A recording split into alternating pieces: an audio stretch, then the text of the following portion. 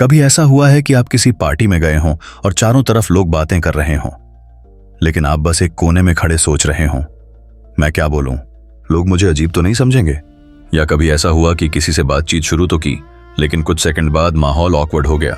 अगर हाँ, तो यह वीडियो आपके लिए है, क्योंकि आज हम बात करने वाले हैं उस किताब के बारे में जो आपकी सोशल लाइफ को पूरी तरह बदल सकती है। किताब का नाम है इम्प्रूव योर सोशल स्किल्स और इसके लेखक हैं डैनियल वेंडलर, एक ऐसा इंसान जिसने खुद अपने सोशल डर को हराकर दूसरों के साथ जुड़ना सीखा। डैनियल वेंडलर बचपन में एस्पर्गर सिंड्रोम से जूझ रहे थे, एक ऐसी स्थिति जिसमें लोगों के इशारे, चेहरे के हाव भाव और सोशल क्यूज समझना मुश्किल होता है। लेकिन उन्होंने ठान लिया कि वो अपनी वीकनेस को स्ट्रेंथ बनाएंगे। उन्होंने सालों तक लोगों को ऑब्जर्व किया, सीखा, प्रैक्टिस की और आखिर में वो सोशल ऑकवर्डनेस को पूरी तरह जीत गए। उनकी यही जर्नी इस किताब की जड़ है, इम्प्रूव योर सोशल स्किल्स।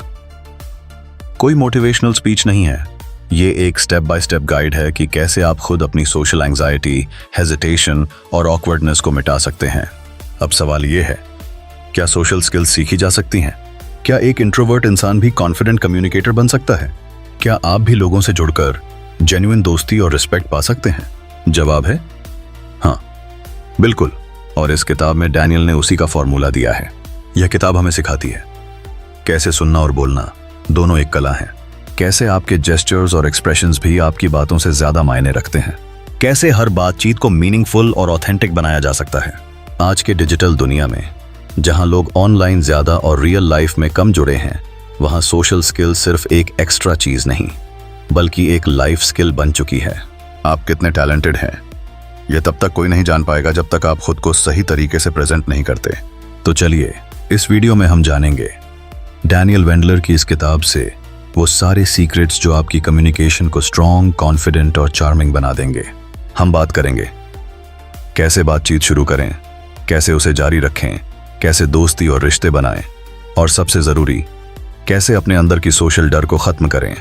तो बने रहिए आखिर तक, क्योंकि ये सिर्फ सोशल टिप्स की बात नहीं है, यह आपकी सोशल ट्रांसफॉर्मेशन जर्नी की शुरुआत है। चैप्टर 1, सोशल स्किल्स को समझना। इस किताब का पहला अध्याय हमें एक बहुत बुनियादी लेकिन गहरी बात सिखाता है। सोशल स्किल्स जन्म से नहीं आती, सीखी जाती हैं। बहुत से लोग ये मान लेते हैं कि जो इंसान दूसरों से खुलकर बात करता है वो शायद नैसर्गिक रूप से ऐसा है, लेकिन डैनियल वेंडलर कहते हैं ऐसा नहीं है। हर कोई सोशल एक्सपर्ट बन सकता है अगर वो प्रैक्टिस करे और ऑब्जर्व करे। सोचिए, जब कोई बच्चा साइकिल चलाना सीखता है तो वो पहले दिन से एक्सपर्ट नहीं होता। वो गिरता है, उठता है, दोबारा कोशिश करता है और धीरे धीरे बैलेंस बनाना सीख जाता है। ठीक वैसे ही सोशल लाइफ में भी हम गिरते हैं, ऑकवर्ड होते हैं, लेकिन फिर उठना और आगे बढ़ना सीख सकते हैं। डैनियल बताते हैं कि सोशल स्किल्स 4 मुख्य हिस्सों में बंटी होती हैं। 8, ऑब्जर्वेशन, यानी दूसरों को ध्यान से देखना। लोग कैसे बात करते हैं, कैसे मुस्कुराते हैं, कैसे जवाब देते हैं, इन सब चीजों को नोटिस करना ही सीखने की शुरुआत है। 2, एम्पैथी, यानी सामने वाले के नजरिए से महसूस करना। हर बातचीत तब मीनिंगफुल बनती है जब आप सिर्फ बोलते नहीं बल्कि सामने वाले को समझने की कोशिश करते हैं। 3, कम्युनिकेशन, मतलब साफ, जेंटल और कॉन्फिडेंट तरीके से बात करना। ये सिर्फ शब्द नहीं है बल्कि आपकी आवाज, एक्सप्रेशंस और बॉडी लैंग्वेज सब मिलकर कम्युनिकेशन बनाते हैं। 4, कनेक्शन, और आखिर में दूसरों के साथ असली रिश्ता बनाना। सिर्फ स्मॉल टॉक नहीं बल्कि वो भरोसा जहां सामने वाला खुलकर बात करे। डैनियल कहते हैं अगर आप इन 4 चीजों को समझ लें तो सोशल लाइफ आसान नहीं बल्कि मजेदार लगने लगेगी। वो एक बहुत अच्छी बात कहते हैं, सोशल स्किल्स का मतलब परफेक्ट होना नहीं है बल्कि रियल होना है। मतलब आपको इंप्रेस करने की जरूरत नहीं, बस कनेक्ट करने की जरूरत है। इस अध्याय में डैनियल ये भी बताते हैं कि हर इंसान का सोशल स्टाइल अलग होता है। कोई नेचुरली फनी होता है, कोई काम और थॉटफुल। किताब कहती है अपने ऑथेंटिक सेल्फ को मत छुपाइए, लोगों को आपके वर्ड्स से ज्यादा आपकी सच्चाई याद रहती है। तो इस चैप्टर का असली संदेश ये है, अगर आप ऑकवर्ड महसूस करते हैं तो ये कमजोरी नहीं, एक सिग्नल है कि आप सीखने के रास्ते पर हैं और हर ऑकवर्ड मोमेंट एक प्रैक्टिस है जो आपको और बेहतर बनाती है। डैनियल हमें इनकरेज करते हैं कि सोशल सिचुएशन से भागिए मत बल्कि उनमें झांकिए, ऑब्जर्व कीजिए और धीरे धीरे कॉन्फिडेंस बिल्डअप कीजिए। चैप्टर 2, बातचीत की शुरुआत कैसे करें। कई बार हमें किसी से बात करनी होती है, लेकिन पहला कदम ही सबसे मुश्किल लगता है। दिल में सवाल उठता है, क्या बोलूं? तो कहीं वो बुरा ना मान जाए। फिर अगर ऑकवर्ड साइलेंस हो गया तो? डैनियल वेंडलर कहते हैं, यही वो डर है जो हमें पीछे रोक देता है। लेकिन अगर आप कुछ सिंपल बातें समझ लें तो बातचीत शुरू करना आसान हो सकता है। सबसे पहले वो बताते हैं, हर इंसान को सुना जाना पसंद है। लोग तब खुलते हैं जब उन्हें लगता है कि सामने वाला जेन्युइनली इंटरेस्टेड है। इसलिए किसी कॉन्वर्सेशन की शुरुआत हमेशा क्यूरियोसिटी से कीजिए, ना कि प्रेशर से। स्टेप 1, सिंपल और नेचुरल ओपनिंग लाइंस। डैनियल कहते हैं, आपको किसी मूवी डायलॉग की जरूरत नहीं, बस कुछ छोटे और ऑनेस्ट सेंटेंसेस से शुरुआत कीजिए। जैसे, हाय, मैं यहाँ नया हूँ, आप कितने समय से आ रहे हैं? आपका टेस्ट बहुत अच्छा है, ये किताब आपने पढ़ी है? यहाँ का माहौल कितना अच्छा है ना? इन छोटी छोटी बातों से बातचीत का दरवाजा खुलता है। और याद रखिए, शुरुआत का मकसद सिर्फ कनेक्शन बनाना है, इंप्रेस करना नहीं। स्टेप 2, बॉडी लैंग्वेज भी बोलती है। डैनियल बताते हैं कि हमारी बॉडी लैंग्वेज हमारे वर्ड से ज्यादा बोलती है। अगर आप मुस्कुराते हैं, आंखों से कांटेक्ट रखते हैं और ओपन पोस्चर में खड़े हैं, तो सामने वाला सबकॉन्शियसली महसूस करता है कि आप अप्रोचेबल हैं। लेकिन अगर आप झुके हुए हैं, आंखें चुरा रहे हैं या मोबाइल में व्यस्त हैं, तो सामने वाला सोचता है कि आप बात नहीं करना चाहते। इसलिए बातचीत की शुरुआत एनर्जी और वार्मथ के साथ करें। कभी कभी सिर्फ एक स्माइल ही आइस ब्रेकर बन जाती है। Step 3, listen more, speak less. कई बार लोग सोचते हैं कि अच्छा बोलने वाला ही अच्छा कम्युनिकेटर होता है, लेकिन सच इसका उल्टा है। अच्छा सुनने वाला ही सबसे अच्छा बोलने वाला बनता है। जब आप किसी की बात ध्यान से सुनते हैं, बीच में इंटरप्ट नहीं करते, तो सामने वाला आपको रिस्पेक्ट देने लगता है। डैनियल एक एग्जाम्पल देते हैं, अगर कोई अपने वीकेंड के बारे में बता रहा है तो बस, अच्छा वो कैसा रहा, या सच में फिर क्या हुआ जैसे सवाल पूछिए। ये दिखाता है कि आप जेन्युइनली इंटरेस्टेड हैं। ऐसी छोटी बातें ही रिलेशनशिप को गहराई देती हैं। स्टेप 4, स्मॉल टॉक से मत डरिए। बहुत से लोग स्मॉल टॉक को बेकार समझते हैं, जैसे मौसम, मूवी, खाना या कोई कॉमन इंटरेस्ट। ये सब टॉपिक्स सिंपल लगते हैं, लेकिन ये एक सुरक्षित जगह बनाते हैं जहां से डीपर बातचीत शुरू की जा सकती है। स्टेप 5, प्रैक्टिस और पेशेंस।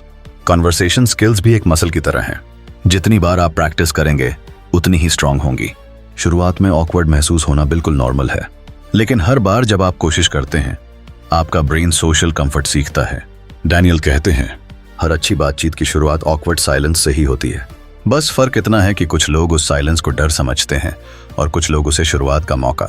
तो इस अध्याय का निचोड़ यही है, बातचीत शुरू करना कोई टैलेंट नहीं, एक हैबिट है। थोड़ी प्रैक्टिस, थोड़ी क्यूरियोसिटी और एक ऑनेस्ट स्माइल, बस इतना काफी है किसी भी दिल का दरवाजा खोलने के लिए। चैप्टर 3, बातचीत को जारी कैसे रखें। बातचीत शुरू करना एक कदम है, लेकिन उसे जारी रखना असली कला है।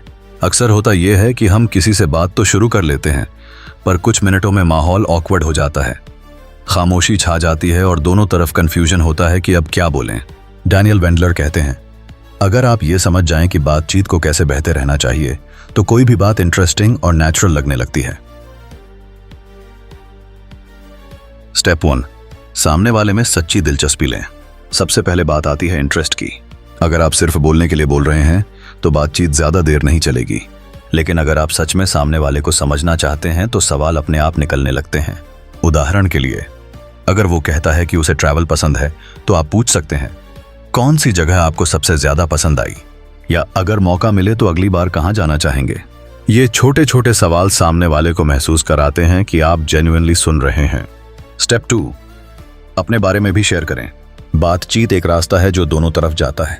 अगर आप सिर्फ सवाल पूछते रहेंगे, तो सामने वाला इंटरव्यू जैसा महसूस कर सकता है। इसलिए जब वो कुछ शेयर करे, तो आप भी अपना छोटा सा एक्सपीरियंस बताइए। जैसे अगर उसने कहा कि उसे मूवीज पसंद हैं, तो आप कह सकते हैं, हाँ, मुझे भी इमोशनल स्टोरीज बहुत पसंद हैं। पिछले हफ्ते मैंने एक फिल्म देखी थी जिसने सोचने पर मजबूर कर दिया। और इससे बातचीत में डेप्थ आती है और बॉन्ड मजबूत होता है। स्टेप 3, कॉमन ग्राउंड ढूंढिए। डैनियल बताते हैं, हर मीनिंगफुल बातचीत का दिल होता है कॉमन ग्राउंड, यानी कोई ऐसा विषय जो दोनों को जोड़ता है। वो टॉपिक किसी शेयर्ड इंटरेस्ट, आइडिया या एक्सपीरियंस से जुड़ा हो सकता है, जैसे बचपन की यादें, गोल्स, म्यूजिक या कोई सोशल इश्यू। जब दोनों किसी बात पर रिलेट करते हैं, तो बातचीत अपने आप फ्लोइंग और एंगेजिंग बन जाती है। स्टेप 4, नॉन वर्बल सिग्नल्स पर ध्यान दीजिए। बात सिर्फ वर्ड्स की नहीं होती, कई बार बॉडी लैंग्वेज, एक्सप्रेशंस और टोन बात के मीनिंग को पूरी तरह बदल देते हैं। डैनियल कहते हैं, अगर सामने वाला पीछे हट रहा है, कम आई कांटेक्ट कर रहा है या जवाब छोटे छोटे दे रहा है, तो ये संकेत हैं कि शायद उसे थोड़ा स्पेस चाहिए। वहीं अगर वो आगे झुक रहा है, मुस्कुरा रहा है, तो इसका मतलब है कि वो एंजॉय कर रहा है। इन सिग्नल्स को समझना और उसके अनुसार रिस्पॉन्ड करना आपको एक समझदार कम्युनिकेटर बनाता है। स्टेप 5, साइलेंस से मत डरिए। कभी कभी बातचीत में थोड़ी चुप्पी आ जाती है। बहुत से लोग इस साइलेंस से घबरा जाते हैं और कुछ भी बोलने लगते हैं, लेकिन डैनियल कहते हैं साइलेंस भी कनेक्शन का हिस्सा है। थोड़ा पॉज लेने से सामने वाले को सोचने का मौका मिलता है और आपको भी अपनी बात को सही तरीके से जारी रखने का समय मिलता है। साइलेंस को ऑकवर्ड मत समझिए, उसे नेचुरल पार्ट मानिए। स्टेप 6, कॉन्वर्सेशन को ग्रेस से एंड कीजिए। हर बातचीत हमेशा लंबी नहीं चलती, कभी कभी आपको उसे अच्छे नोट पर खत्म करना होता है। डैनियल कहते हैं हर गुड बाय एक न्यू बिगिनिंग होती है। इसलिए जब बातचीत खत्म हो तो सिंपल और वार्म टोन में बोलिए, आपसे बात करके अच्छा लगा, फिर मिलते हैं, या आपके साथ ये डिस्कशन बहुत इंटरेस्टिंग था। ये छोटा सा जेस्चर फ्यूचर में दोबारा बातचीत के लिए एक दरवाजा खोल देता है। तो इस अध्याय का सार ये है, बातचीत को जारी रखना एक आर्ट है जो सुनने, महसूस करने और कनेक्ट करने से आती है। हर व्यक्ति कुछ सिखाता है, हर बात एक नया लेसन देती है। अगर आप जेन्युइनली इंटरेस्टेड हैं तो वर्ड्स अपने आप सही निकलते हैं और कॉन्वर्सेशन अपने आप चलती रहती है। चैप्टर 4, सच्चे रिश्ते और गहरी दोस्ती कैसे बनाएं। किसी से बात करना एक बात है, लेकिन सच्चा रिश्ता बनाना ये एक गहरी कला है। आज की दुनिया में जहां लोग सोशल मीडिया पर हजारों फ्रेंड्स रखते हैं, वहीं असली कनेक्शन बहुत कम दिखता है। डैनियल वेंडलर इस अध्याय में बताते हैं कि गहरी दोस्ती और मीनिंगफुल रिलेशनशिप्स कैसे बनाई जाती हैं। ऐसे रिश्ते जो सिर्फ बातों पर नहीं बल्कि समझ और भरोसे पर टिके हों।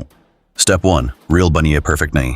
डैनियल कहते हैं लोग परफेक्ट इंसान नहीं चाहते, उन्हें रियल इंसान चाहिए। बहुत बार हम सोचते हैं कि अगर हम हमेशा खुश, कॉन्फिडेंट और फनी लगेंगे तो लोग हमें ज्यादा पसंद करेंगे, लेकिन सच ये है लोग आपकी सिंसेरिटी और ऑनेस्टी से कनेक्ट करते हैं, ना कि आपकी परफॉर्मेंस से। अगर आप कभी नर्वस हैं या कुछ नहीं जानते तो उसे स्वीकार कीजिए। कह दीजिए मुझे इस बारे में ज्यादा पता नहीं, आप बताइए। इससे सामने वाला खुल जाता है, क्योंकि उसे लगता है कि आप फेक नहीं हैं। स्टेप 2, भरोसा बनाने में वक्त लगता है, भरोसा एक दिन में नहीं बनता। डैनियल बताते हैं trust grows slowly, one honest moment at a time. आप जब किसी की बात ध्यान से सुनते हैं, जब आप उसका सीक्रेट नहीं फैलाते या जब आप उसे मुश्किल वक्त में सपोर्ट करते हैं, तो वो आपके साथ इमोशनली जुड़ने लगता है। किताब कहती है सच्ची दोस्ती बार बार के छोटे छोटे काइंडनेस से बनती है, ना कि बड़े बड़े जेस्चर्स से। स्टेप 3, वल्नरेबिलिटी दिखाने से मत डरिए। कई लोग सोचते हैं कि स्ट्रांग बनने का मतलब है अपनी कमजोरी कभी ना दिखाना, लेकिन डैनियल कहते हैं वल्नरेबिलिटी इज स्ट्रेंथ। जब आप अपनी फीलिंग्स, अपने डर या असफलता के बारे में खुलकर बताते हैं, तो सामने वाला आपसे कनेक्ट करता है, क्योंकि वो देखता है कि आप भी इंसान हैं। अगर आपने कोई गलती की है तो माफी मांग लीजिए, अगर कुछ तकलीफ है तो शेयर करिए। ऐसे ऑनेस्ट मोमेंट्स ही रिश्तों में गहराई लाते हैं। स्टेप 4, दूसरों की खुशियों में शामिल रहिए। सिर्फ तब मौजूद रहना जब किसी को तकलीफ हो, ये काफी नहीं होता। सच्ची दोस्ती तब साबित होती है जब आप उनके अच्छे वक्त में भी जेन्युइनली खुश होते हैं। डैनियल कहते हैं a good friend doesn't compete, they celebrate. ये मतलब एक अच्छा दोस्त कंपेयर नहीं करता, सेलिब्रेट करता है। अगर किसी को सक्सेस मिलती है तो उनकी खुशी में दिल से खुश होना भी एक सोशल स्किल है। स्टेप 5, स्पेस देना भी जरूरी है। हर रिश्ता जरूरी है, लेकिन हर इंसान को अपने लिए थोड़ा स्पेस चाहिए। डैनियल बताते हैं कि जब आप किसी दोस्त या रिश्ते में उनकी पर्सनल बाउंड्रीज का सम्मान करते हैं, तो वो आप पर और ज्यादा भरोसा करने लगता है। हर किसी की अपनी जिंदगी, अपनी पेस होती है। कभी कभी दूरी बनाना भी कनेक्शन को मजबूत करता है। स्टेप 6, कनेक्शन बनाए रखना। एक बार दोस्ती हो जाने के बाद उसे बनाए रखना भी उतना ही जरूरी है। कई बार हम सोचते हैं कि अब रिश्ता पक्का हो गया है, लेकिन असली कनेक्शन कांस्टेंट एफर्ट मांगता है। थोड़ा थोड़ा कांटेक्ट बनाए रखना, कभी मैसेज करना, हाल पूछना, ये छोटी बातें बहुत बड़ा असर डालती हैं। डैनियल लिखते हैं friendship fades not because of fights but because of silence. यानी रिश्ते झगड़ों से नहीं बल्कि लंबे समय की खामोशी से कमजोर होते हैं। इस अध्याय का सार ये है, अगर आप रियल हैं, पेशेंट हैं और सामने वाले को रिस्पेक्ट देते हैं, तो हर रिश्ता अपने आप गहराई ले लेता है। सोशल लाइफ सिर्फ बोलने की कला नहीं बल्कि महसूस करने और समझने की कला है।